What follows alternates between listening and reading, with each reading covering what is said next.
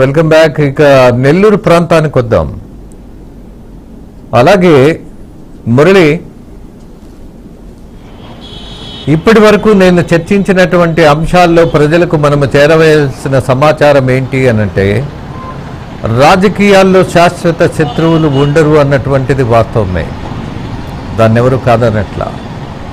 But ఇవాళ చూసినటువంటి వాతావరణంలో నేను మొదటి నుంచి చెప్తున్నా, ఒక సుహృద్భావ వాతావరణం, ఒక సమస్యలకు సమాధానం, ఒక బంధానికి ఉన్నటువంటి లోతైనటువంటి విలువ, అలాగే కమిటెడ్గా ఉండేటటువంటి నాయకులు. ఇవాళ ఉదయం కూడా చెప్పా, ముగ్గురు నాయకులు సామాన్య కుటుంబం నుంచి నిలబడి కలబడి కింద పడిన పైకి లేచి రాజకీయంలో ప్రజలకు సేవ చేయాలి అన్నటువంటి లక్ష్యంతో వచ్చిన వాళ్ళ నేపథ్యాన్ని మనం గమనిస్తే, ఒక బీసీ వర్గానికి చెందినటువంటి నాయకుడిగా, అలాగే అనేక మంది చెప్తూ ఉన్నటువంటి ఒక విషయం, ఛాయ్ అమ్మిన వాడు ఇవాళ దేశానికి ఒక గొప్ప గౌరవాన్ని తీసుకొచ్చాడు ప్రధానమంత్రి హోదాలో. Is it possible? ఆ ప్రశ్న వేసుకుంటే సమాధానం చాలా అనూహ్యంగా ఉంటుంది. ఇది సాధ్యపడదు అని చాలా ఘంటాపదంగా చెప్తారు, కానీ ఇక్కడ అయ్యింది భారతదేశంలో. That is the wonder of the democracy. అలాగే మరొక విషయం, చంద్రబాబు నాయుడు గారి విషయం తీసుకుంటే, ఒక చిన్న కుగ్రామం నుంచి, చాలా సామాన్య కుటుంబం నుంచి, అలాగే చదువుకోవడానికి మైళ్ళ దూరం నడిచి వెళ్ళి ఇవాళ ఈ దేశమే కాదు ఈ ప్రపంచం మెచ్చే నాయకుడిగా ఎదగడము అనంటే, ఆర్థికపరమైనటువంటి విషయాల కంటే కూడా యాటిట్యూడ్తో కూడినటువంటి ఆలోచనలు మనిషిని ముందుకు తీసుకెళ్తాయి అని వాస్తవ రూపంగా కనపడుతోంది. అలాగే పవన్ కళ్యాణ్ గారు కూడా మాట్లాడుతూ ఉంటారు, ఒక కానిస్టేబుల్ కొడుకు ముఖ్యమంత్రి అవ్వాలి అనంటే అది చిన్న విషయం కాదు. అలాగే రాజకీయంగా ఒక దశాబ్ది కాలం నేను ఈ పార్టీని నడిపించటం, క్యాడర్ని కాపాడుకోవటం కూడా చిన్న విషయము కాదు. బట్ మనకి సాధ్యపడుతుంది. కారణం ఏంటంటే, లక్ష్యం ఉంది కాబట్టి, ఆ లక్ష్యం మనం నడిపిస్తుంది కాబట్టి.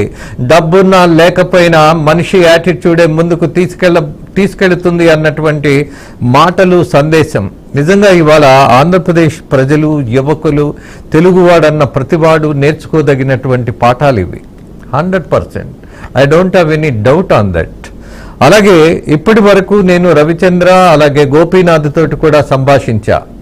ఇవాళ వేదిక మీద కనపడినటువంటి వాతావరణం, అలాగే నెల్లూరు జిల్లాలో మీరు గమనించినటువంటి స్పందన, ప్రజల ఫీలింగ్స్, చాలా మంది చాలా ప్రదేశాల్లో ఆనంద బాష్పాలతోటి మనుషులు కదిలిపోయారు అన్నటువంటి ఒక వాతావరణం కనపడుతోంది.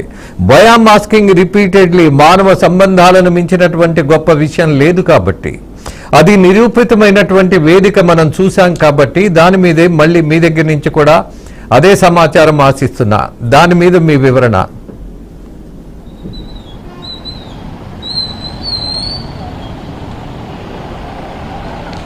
తప్పకుండా రాజేంద్ర గారు, 5 సంవత్సరాల్లో ఎన్నో చూసాం. అనేక కన్నీళ్లు, అవమానాలు, ముఖ్యంగా ఒక పార్టీ అధినేత అసెంబ్లీ సాక్షిగా కన్నీళ్లు పెట్టినటువంటి సందర్భం.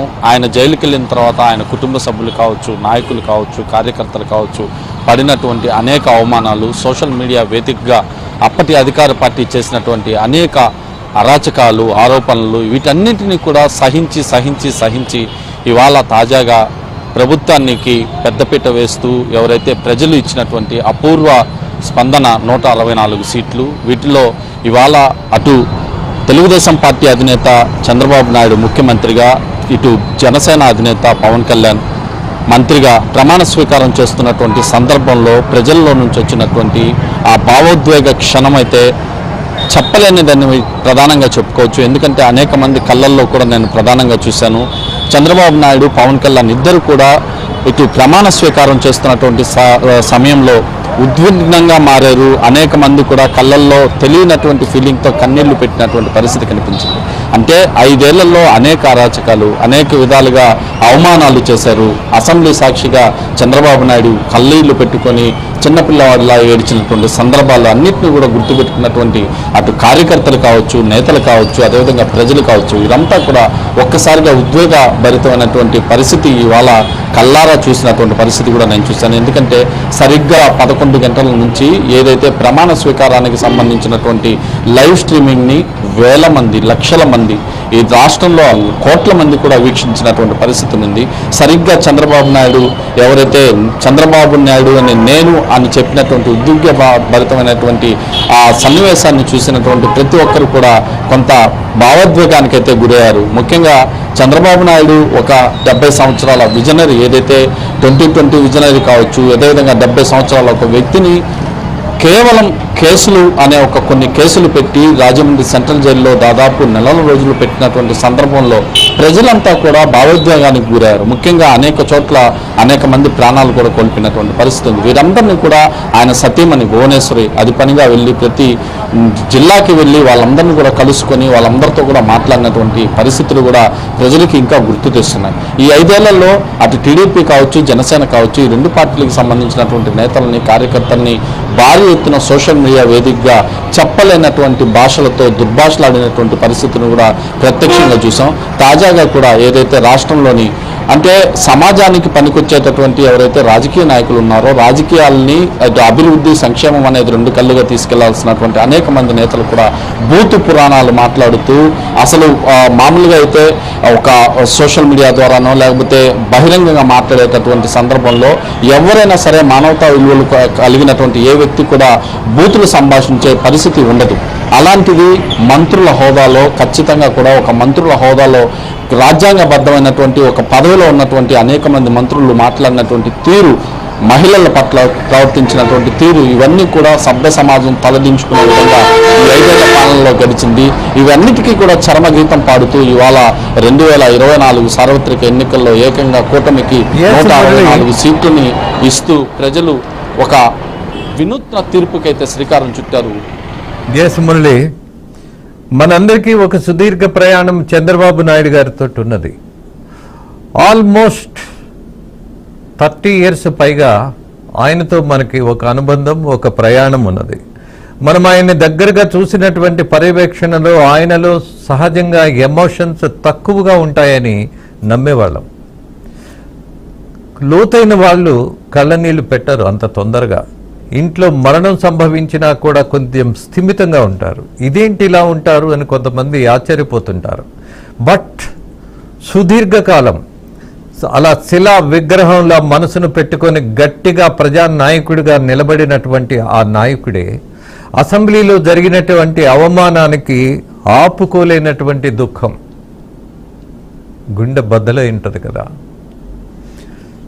అడ్డంగా నరకాల్సిన వాడిని మనము వదిలేసి వస్తే వచ్చే అసంతృప్తి, అసహనం ఎలా ఉంటుందో అది మనందరికీ తెలుసు. ఆ నేపథ్యంలో తన భార్యను అవమానించినప్పుడు తనకి కలిగినటువంటి దుఃఖం ఏంటి అనంటే అది మానవ లక్షణం కాబట్టి, అది మనసున్నోడికి ఉండేటటువంటి ప్రథమ అదే అంట లక్షణం కాబట్టి నాకు మరో ఆలోచన లేదు. ఎందుకు కన్నీళ్ళు వస్తాయనంటే మనుషుల మధ్య ఉన్న బంధాలలో ఉండే లోతైనటువంటి ఆ సున్నితత్వం తెలిసిన వాడికి కన్నీళ్ళు వస్తాయి. సో అదే కారణం. మొత్తం మీద I would like to mention one more thing. ఈ మొత్తం కార్యక్రమంలో విభిన్నమైనటువంటి వాతావరణం సృష్టించిన ఆయన ప్రధానమంత్రి. అందరినీ దగ్గరికి తీసుకోవటం, అందరినీ చాలా హత్తుకొని ఒక ధైర్యాన్ని నింపి ఈ రాష్ట్రానికి ఒక గొప్ప సందేశం ఇచ్చినటువంటి నాయకుడిగా ఇవాళ ప్రధానమంత్రి ప్రవర్తన మహాద్భుతంగా అనిపిస్తోంది, ఒక నమ్మకాన్ని పెంచుతోంది. ఏమంటావు మురళి?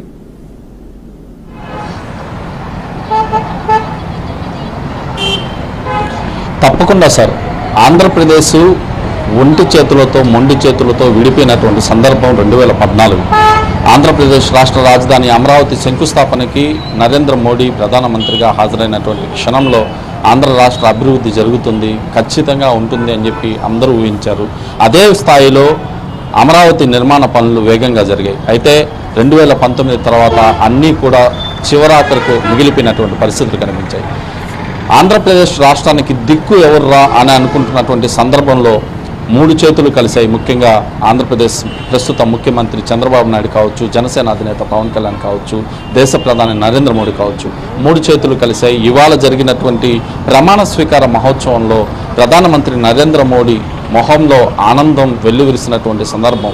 ఆయన ప్రవర్తించినటువంటి తీరు ప్రతి ఒక్కరిని ఆప్యాయంగా పలకరిస్తూ ఇటు చంద్రబాబు నాయుడు కావచ్చు, ఆయన కుటుంబ సభ్యులు కావచ్చు, వీరందరితో కూడా ప్రధానంగా మాట్లాడుతూ అదే సందర్భంలో జనసేనాని పవన్ కళ్యాణ్, ఆయన సోదరుడు మెగాస్టార్ చిరంజీవిని ఇద్దరిని కూడా కలుపుకొని రెండు చేతులు పైకెత్తి ఆయన ఇచ్చినటువంటి ఏదైతే అభివాదం కావచ్చు, ఇవన్నీ కూడా ప్రజలని ఎంతో ఆశ్చర్యచకితులను చేసే. ఖచ్చితంగా వీరి సారథ్యంలో ఆంధ్రప్రదేశ్ 2029 నాటికి అభివృద్ధి దిశలో పూర్తిగా ముందుకు వెళ్తుందని చెప్పి ప్రజలైతే ఒక ఆకాంక్షతో ముందుకెళ్తున్నటువంటి పరిస్థితి కనిపించింది.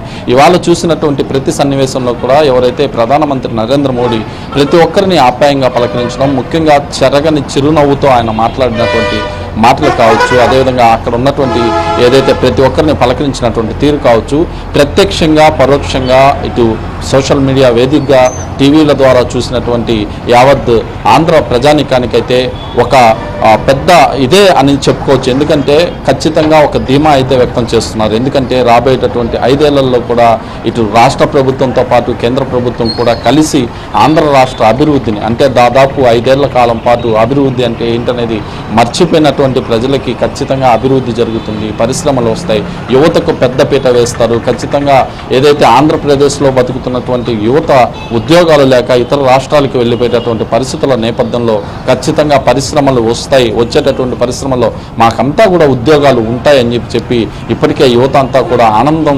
సంబరంలో మునిగిపోయారని చెప్పుకోవచ్చు. ఏదైనా మూడు చేతులు కలిసే ఈ మూడు చేతులు కూటమిగా ఏర్పడ్డాయి. కూటమిగా ఏర్పడ్డటువంటి ఈ మూడు